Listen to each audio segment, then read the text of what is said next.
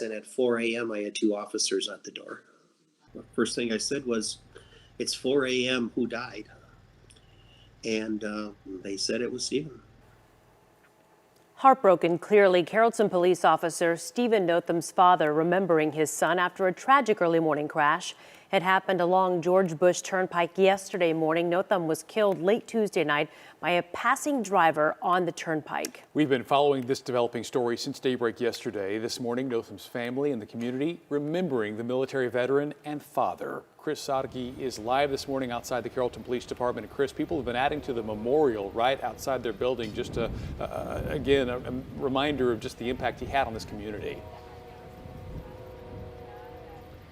Yes, Mark, and we have seen just how much this memorial has grown this morning with all the flowers and the balloons, while we have also learned more about the way Officer Steve Notham died and more about his life of service. It was 24 hours ago that we were there when his colleagues saluted his flag-draped body as he was taken to the Collin County Medical Examiner's office. Now we know that Notham served his country in 2 tours of duty in Iraq as a Marine before continuing his public service as a police officer. He was also a husband and father of 4 children, a 13-year-old son, 2 twin 6-year-old boys, and a 1-year-old daughter. The department said he was providing backup to a fellow officer during a DWI investigation, had just pulled up in his vehicle when an 82-year-old driver crashed into him. Both Notham and that driver died. Right now, there's no indication alcohol was a factor, but a full investigation is taking place.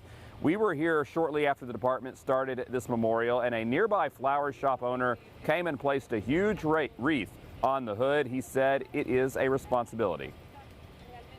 I mean, I think we feel terrible. It's a horrible blow to our community. This community has meant a lot to me and in our business. And we feel a sense of responsibility to do right by the police department in any way we can.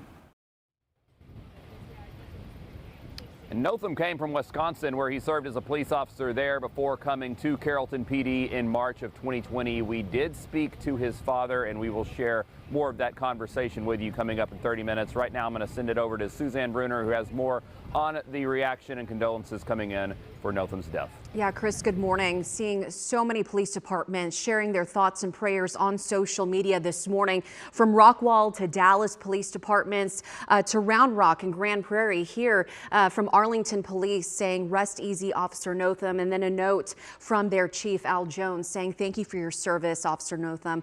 It will never be forgotten. This has been a very heavy week for the law enforcement community. Just yesterday, family, friends, and the Dallas Police Force said goodbye to Dallas Officer Jacob Arellano in Richardson. They gathered at St. Paul Apostle Catholic Church for a visitation and funeral. Officer Arellano died after a wrong-way driver crashed into his car last week. He was on his way to work when that happened.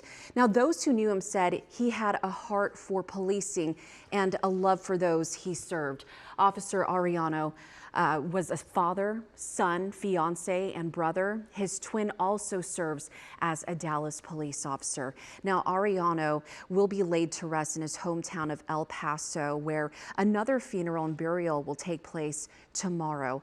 Officer Arellano was just 25 years old. As for Officer Notham, we are still waiting to hear on any funeral arrangements and plans that will be taking place. We will keep you updated. Karen, Mark, I'll send it back to you.